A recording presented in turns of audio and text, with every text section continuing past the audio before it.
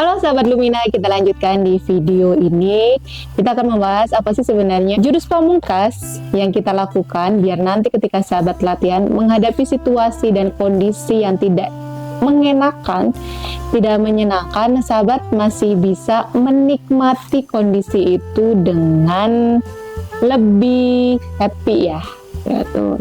Tapi jurus pamungkas ini saya sampaikan kepada sahabat semuanya, memang ada syaratnya ya. Syaratnya apa? Misalnya sebelum kita praktek menggunakan jurus ini, biar jurusnya lebih maksimal, lebih powerful kita gunakan, sahabat dimulai dengan banyak dulu atau mengetahui dulu ya segala emosi negatif, mental blocknya. Terus kalau misalnya di latihan itu bagaimana kita belajar untuk berterima kasih dan bersyukur dengan hal-hal kecil dan sederhana yang bisa kita miliki. Kalau sahabat sudah kuat di sana, sudah menjadi kebiasaan yang rutin, boleh nih menerapkan jurus pamungkas ini. Jurus pamungkas ini sebenarnya cukup sederhana dan simple ya sahabat semuanya. Siapapun bisa melakukannya, tapi memang hasil dan efeknya setiap orang berbeda-beda. Walaupun misalnya nanti sudah sahabat terapkan, dan misalnya itu secara finansial tidak membantu, coba kita cek lagi, bisa jadi ada hal-hal yang secara non finansial itu nilainya sangat luar biasa kalau misalnya dia di convert dengan finansial. Jadi satu jurus pamungkas ini yang akan membuat kita berpikir lebih tenang, berpikir lebih enjoy dan lebih jernih lagi ketika menghadapi hal-hal yang tidak sesuai kita hadapi. Tapi ini memang perlu latihan ya sahabat semuanya, dan kita perlu disiplin untuk melatihkan diri ini, karena tidak ada sama sekali keberhasilan tanpa disiplin dalam melakukan latihan. Kalau sahabat baru sekali terus komplain gak ada efeknya, ya sahabat perlu melanjutkan lagi latihan ini menjadi lebih lama dan akhirnya bisa terasa efeknya minimal untuk diri kita sendiri. Oke, kira-kira penasaran gak apa sih jurus pamungkasnya ini ketika sahabat sudah mencoba berbagai cara dan akhirnya kayak hopeless gitu ya? Kira-kira apa yang harus saya lakukan dengan kondisi yang seperti ini ya? Jadi jurus pamungkas ini apa kira-kira sebenarnya? Penasaran? Jadi jurus pamungkas ini adalah, kata lainnya, sahabat ini menerima semua kondisi yang ada ini dengan pasrah.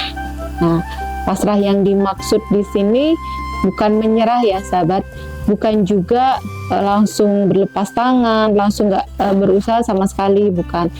Jadi ketika kita pasrah itu malah kita ikhtiarnya lebih pol-polan dan lebih maksimal lagi. Pasrah di sini kita semakin pol-polan untuk berusaha ya. Jadi kalau misalnya ada yang bilang pasrah terus dia tidur-tiduran santai, berarti bukan pasrah, artinya dia menyerah dan putus asa.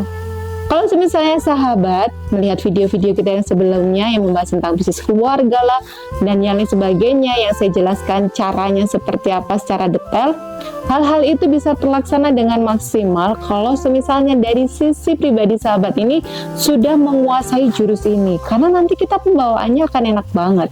Apa yang sudah kita rencanakan, kita implementasikan, uang yang kita keluarkan, tenaga yang kita keluarkan, pikiran yang kita keluarkan, kita nggak akan melulu menuntut bahwa apa yang kita keluarkan itu harus equal gitu, atau sebanding dengan apa yang kita dapatkan, ataupun lebih daripada yang kita dapatkan. Karena apa?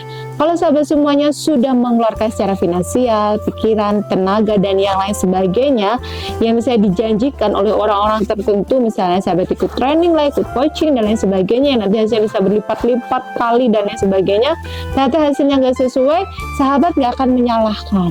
Entah menyalahkan diri sendiri ataupun menyalahkan provider yang tadi sahabat ikutin ya. Karena sejatinya ya sahabat semuanya, apapun yang kita dapatkan itu bukan sebenarnya terletak pada just ikhtiar kita gitu. Kalau misalnya kita mati-matian mengejar keinginan di dalam dunia ini gitu ya. Karena kalau misalnya di Lumina itu ada konsep spiritual company, di first pertemuan pertama itu yang akan kita selesaikan adalah value terkait dengan spiritual dari si owner. Karena kalau si ownernya nggak punya value spiritual, ya bisnis just sekedar bisnis gitu.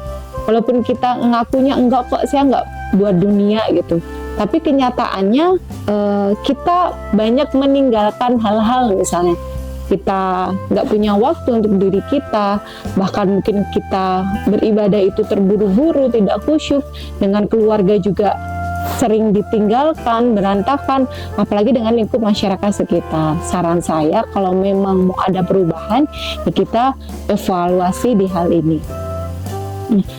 Hal-hal yang seperti ini akan membuat bisnis kita lebih adem, sahabat. Bisnis itu kan sejatinya bukan kita yang menggerakkan ya. Ada zat dan maha yang jauh lebih luar biasa yang menggerakkan semuanya, yang mendatangkan customer-customer ke tempat kita. Karena kalau misalnya owner ataupun level-level tertinggi di dalam bisnis, dalam keluarga, dalam diri kita sendiri memahami konsep ini, tentu apapun yang kita dapatkan, apapun yang sudah kita raih, walaupun kita sudah merasa mengeluarkan jor-joran uang, itu kita akan lebih tenang dan santai. Saya cerita ini pun bukan berarti saya tidak mengalami.